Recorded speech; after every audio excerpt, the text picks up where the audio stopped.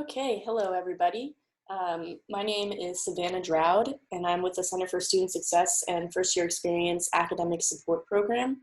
And today we are going to be discussing professional communication skills. So this includes emails, phone calls, as well as social media presence. So let's dive right in.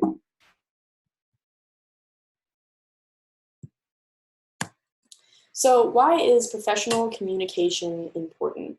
Professional communication extends beyond just communicating with your professors. It's something that's going to follow you through your life in various settings. So this could be in your career, but also when you're communicating with maybe your child's teachers in the future. It's something that you really want to polish now so that you know how to do it in your future careers and just in your future life. How you communicate through emails and phone calls and letters, all of that is going to be a reflection of your personality in the recipient's eyes. So here's some guidelines for professional emails. So the first thing I have to say is you should have a clear and concise subject line that indicates exactly what your email is about. If you're submitting something for an application, like either for a grant or for a job, sometimes in these application solicitations, it's going to tell you exactly what your subject line should be, and you should make sure that you're paying attention to that and actually doing that, because that can get your application quickly thrown out if you're not following the directions. A second point, if you're sending an email to a professor, you should include your name and section number.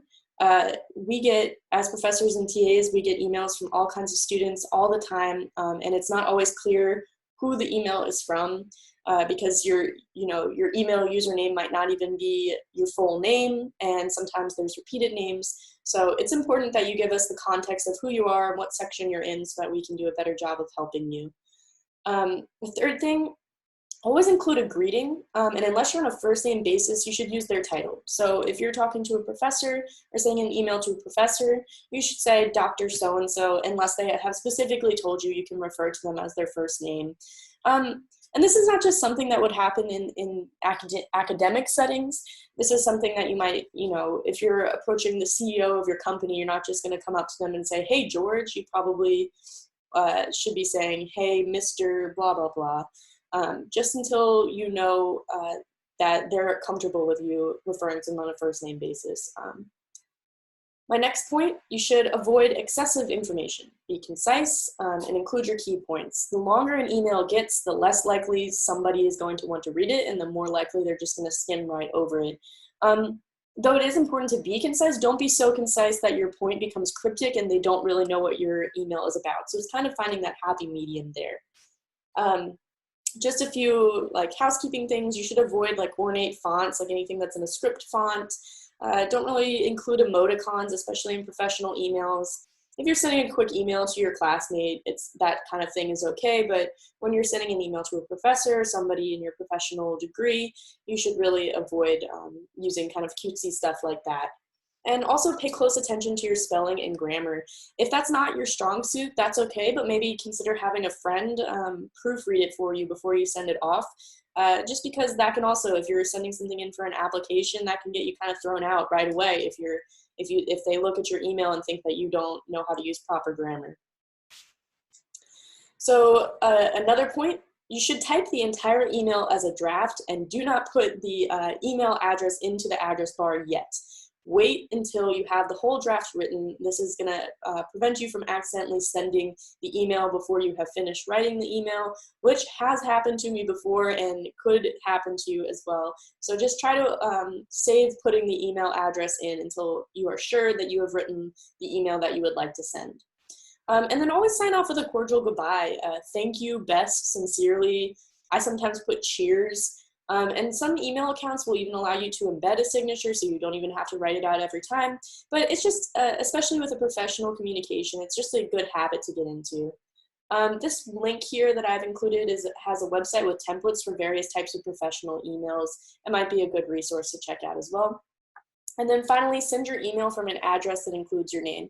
Now, here at Ole Miss, sometimes your full name is not included. That's okay. Use your Ole Miss address. This is mostly just saying try to avoid using your email that you made when you were like 10 years old. That's like cutie XOXO32, because it's not super clear who we're getting that email from, and it doesn't look very professional. Just a couple other tips on this note. Have some level of organization to your email. If you have multiple points that you're trying to get across in the email, you try to categorize it. Don't just throw it all in random paragraphs and expect that they're going to be able to follow along with your mindset. Another thing, if you're continuously replying to old emails, it's going to create a really long chain that's sort of annoying. So if it's not relating to the previous email, you go ahead and create a new email. Don't add it to a chain. You can never have too many manners. Mind your P's and Q's. Be respectful of other people's time. And that kind of leads into this last point of sending your emails early. So this avoids the need for a rushed response. I would typically say give a professor or anybody else you're reaching out to in a professional way 2 or 3 days to respond to your email. They get flooded with emails and it can be hard to respond to everybody all at once. So if you really need an answer, try not to send it the day that you need the answer. Send it ahead of time. So now we're just going to go through a couple examples of unprofessional emails and kind of see what makes it unprofessional, so that you can have a better idea of what we were looking for in those previous tips. So here we have an email to a science woman, and it's from sillyname@yahoo.com. The subject line is, "Hey, can you tell me how to do number 4 on the problem set? I know you went over it in class, but I had a very long week, LOL, test, ha ha ha, and I lost my notes. Please help. Stu." So this one might seem pretty obvious. Obviously, our first one, probably not wanting to send your email from sillyname@yahoo.com. Try to choose a professional email. Your subject line should not be your introduction. The introduction should come in the body of the email. Your subject line should actually have to do with, so this person wanted help with number 4 in the problem set. That could be the subject line. Obviously, this is kind of written in text lingo. Make sure that you go back through and edit it so that it's written in proper English with proper grammar. Look through spelling mistakes. Avoid using LOL and ha ha ha. That's all text language. And I know that comes natural to a lot of people, but that's not really the type of language that should be used in an email. Here we have subject job application. "Hi, I am interested in applying for the position you advertise on your website. I have attached my resume and CV to this email. Please let me know if there is anything else you need from me, Alex." So this is really not too bad. It is concise. It may be a little bit too concise. It may require, since this is the first time this person's reaching out, they probably should introduce themselves at the beginning. "Hi, I'm Alex. I go to the University of Mississippi. I'm in my senior year of college, and I'm interested in applying for your position." It's good that it says attach the resume and CV, especially if that was something that was listed. Please let me know if there's anything else you need from me. Make sure that you check ahead of time that you have listed everything that they need from you, and don't just rely on them to tell you what else you need. Here we have no subject, so obviously right away that's a red flag. "Dear Dr. Bob, I hope you're well. I'm a current sophomore BCMB major at Hendrix College and am writing to you in the hopes to schedule a time to meet with you to discuss a possible research opportunity this summer. Please let me know when you will be available in the near future. Sincerely, Greg Garcia." So the main problem here, we have a little bit of a typo. So that's something that just if you were doing a proofreading, would have caught that ahead of time. It's nice that he added a "I hope you're well." That's always something you can do to try to sort of make the email a little more friendly. It's good that he introduced that he's a current sophomore and where he is and everything. I would say that his second sentence becomes a little bit of a run-on, so perhaps cutting that down a little bit or putting it into 2 separate sentences might have been better. But he has a nice sincerely, which is a good sign-off, and he referred to him as Dr. Bob, so he's using his title, which is respectful. So other than just a few typos and maybe being a little more grammatically correct, this is a pretty good email. Okay, so now we're going to move on to professional phone calls. So professional phone calls can be necessary if you really can't get into contact with emails. And a lot of times email is preferred, but it's still a pretty commonplace thing to use professional phone calls. It's a more personalized interaction, and if you do it right, it can leave a really lasting impression. So here are my tips. Always have a notepad and paper and a pencil or pen ready on hand. This is so you can write down important key points on the notepad that you want to talk about, and you don't have to scramble to find that pen and paper while you're on the phone, which can be a little bit awkward. Make sure to identify yourself quickly as soon as they answer the phone. "Hi, this is Savannah. I am blah, blah, blah.